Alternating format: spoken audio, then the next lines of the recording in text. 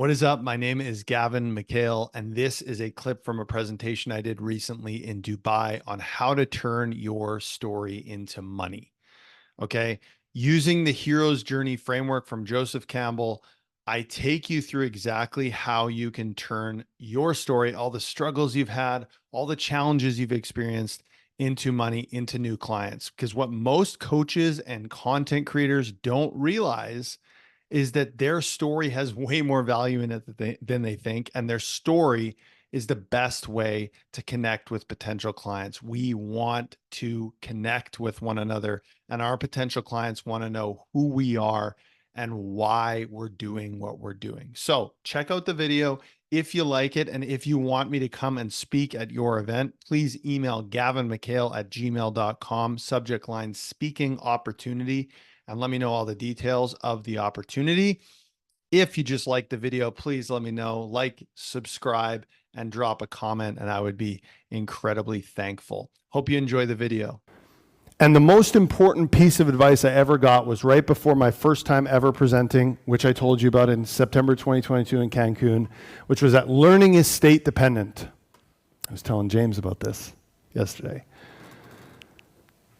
It's your job as a content creator or a presenter or whatever to put your audience in a state where they can learn. Okay? Everyone's got a lot of shit going on. And the best way that you can put them in a state that they can learn is by telling stories and allowing them to go, oh shit, while they're checking their emails and they hear me telling a story and go, whoa, that's a cool story. That's how I get you guys into a state where you can actually learn. Because the information that I'm sharing, you're probably not going to remember, but you'll probably remember one of the stories that I told you. And that story represents the lesson that I'm trying to teach you. So if you only remember one thing here, it's that learning is state dependent. And if you want someone to learn from you before they've paid you, you have to get them in the state where they're ready to learn. So let's dive into, I'm going to show you my story of how I became a guy who gets to travel to Dubai and talk about mindset and shit. Okay? So the ordinary world, this is the first part. Okay? This is that top right part of that circle that I showed you before. The ordinary world is when you didn't know any different. This is the Darling family playing make-believe about Peter Pan because they didn't know anything different about it. This is Harry Potter living underneath the stairs at the Dursleys' house. Okay? You didn't know any different. So for me, look at that kid. That's me. I'm an only child, so this is what I shared, okay? This is all my stories, and I won't take too long on this part, but it's an example. I'm an only child, grew up in a small city. I was super emotional, super sensitive. As a boy in the 90s, not cool, bro. Don't show your emotions, man. Okay? I was super tall, super skinny, and super awkward, but I was good at school and I was good at hockey, and there were super high expectations in my house, so I became the best at those things, right? So this is me before I knew really any different. This is just what I grew up with. I didn't know that that was normal, not normal. I don't know. Okay? The next part is the call to adventure. So the hero is faced with a challenge, a problem, or an adventure. This is when Harry Potter gets that acceptance letter to Hogwarts, right? It's time for an adventure. I didn't watch Star Wars, but I'm sure there's tons of that shit in there. So my call to adventure, oh, this kid thought he was so cool. Left home at 16 to play major junior hockey in Seattle, Washington, 1,400 miles away from my parents and my friends in a different country. I had no idea what I was in for. And as soon as I got there, I realized I was not as good as I thought I was. Not good recognition to have. So you can start to see the next part here, which is the third part of the ordinary world, is the refusal of the call. So the hero gets called to adventure and hesitates because of fear or insecurities. So I had never experienced failure before. I had no idea how to deal with it, and I dealt with it how every hockey player deals with it, alcohol. I turned to alcohol. I fell heavily into the hockey bro stereotype. I was a douchebag, for lack of a better term. I was given multiple signs from the universe that I was not heading in the right direction.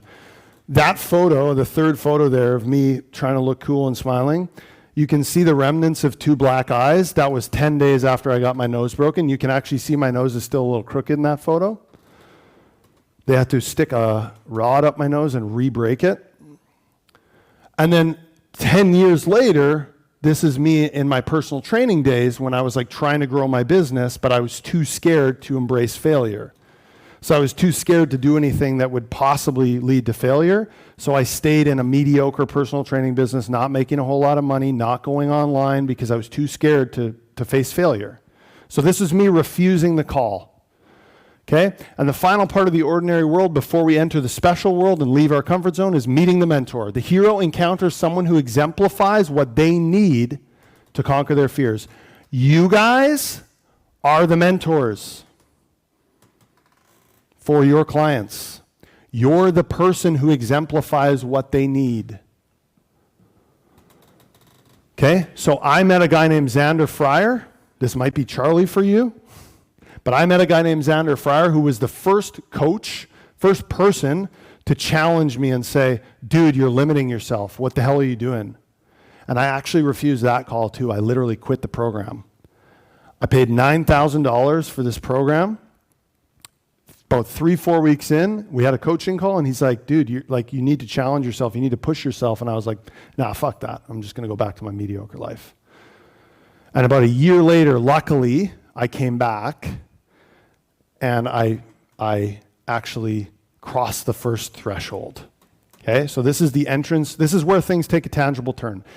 The entrance, is this resonating with you guys? Is this helpful? Excellent. I'll keep going.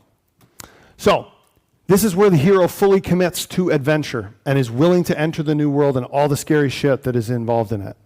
Okay, so I went to an event. I think I told one of you the other day. I went to an event in San Diego. So I spent $1,500 to be at the event. It cost me probably $2,000 to get there. So I'd spent over $3,000 to be there.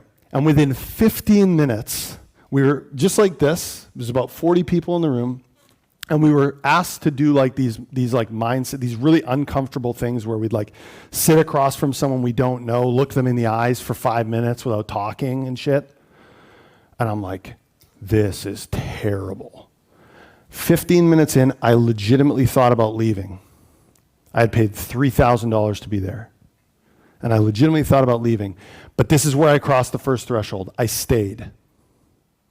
I stayed in the room. And maybe sometimes that's all you need, right? Just to stay in the room.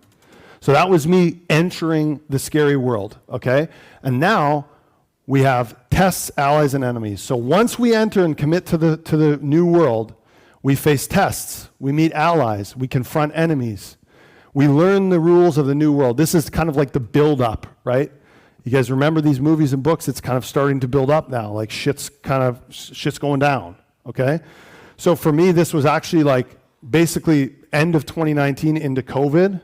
So I realized that I wasn't living in alignment with who I really was. I had taken on a stereotype as a hockey bro. I had put on a mask to protect myself. And I realized that wasn't who my wife needed me to be. That wasn't who my future kids needed me to be. That was a protective mechanism for me. So I needed to change my whole identity. And there was a lot of failure that went along with that. Got married to the love of my life in the middle of COVID. That was awesome. I made lifelong friends. These 3 people I met in a coaching program just like this.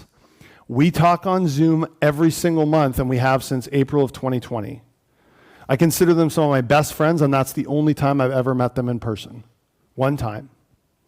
And I leaned heavily into this stuff, this mindset stuff, that actually is what ruined my hockey career, was the fact that I couldn't figure out my mindset.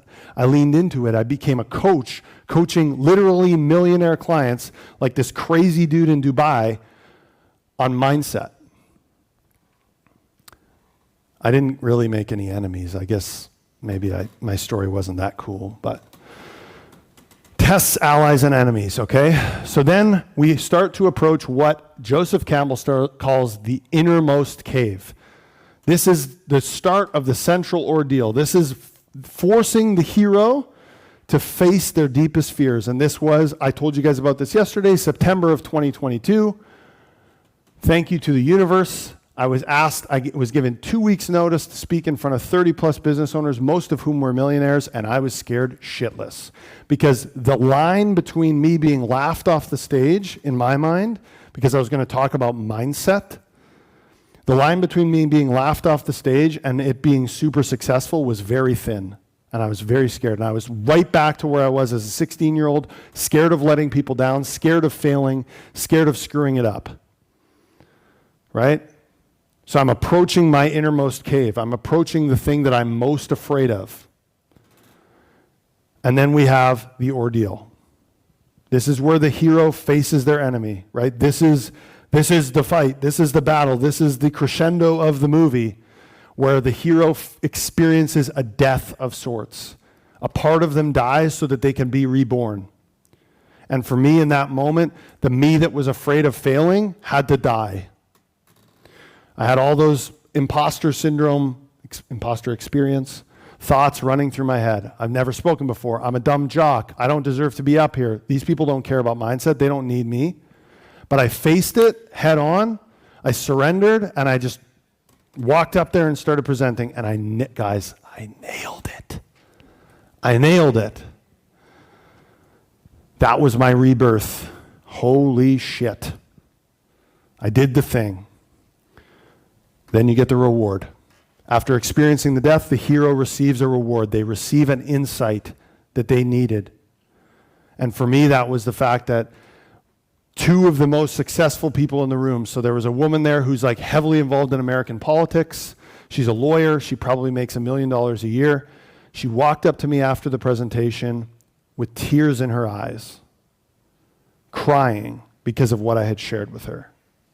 I was like, oh boy. The next most successful person was actually a New York firefighter. Has anyone ever met a New York City firefighter? They're fucking crazy, okay? And this guy, his name's Sal DePaula, okay? They're Sal DePaula, okay? And this guy had made $1 million plus in a year by helping people get the ERC credit in the United States in the middle of COVID. He walked up to me. I was so scared. The guy's absolutely jacked out of his mind, and he goes, how do I get on a coaching call with you? That was my reward. That was my insight. I realized that me sharing my story and me really leaning into what I was scared to share was my superpower. And that's what people needed from me. Okay? Now we start the road back to the ordinary world, right? We've had the ordeal, we've approached the cave, and we have received the reward. Now we start to go back. This is kind of like back into the slower time, right? The road back. The hero returns to the ordinary world with the insights to share, okay?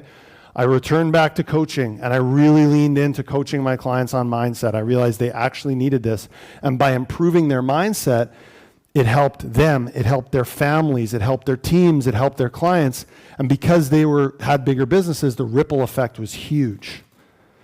And that created this drive within me to preach the gospel, right? I flew 14 plus hours to be here with absolutely nothing to sell you because I want to preach the gospel of this shit because it's so important to me. This is the road back for me, okay?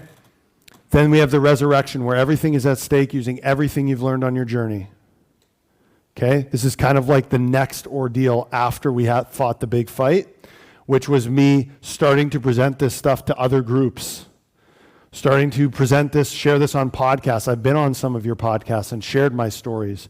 Those are painful stories for me to share, but I realize, and there's a lot of fear there, but I realize how important that is so that people can resonate with my message because people need to hear it.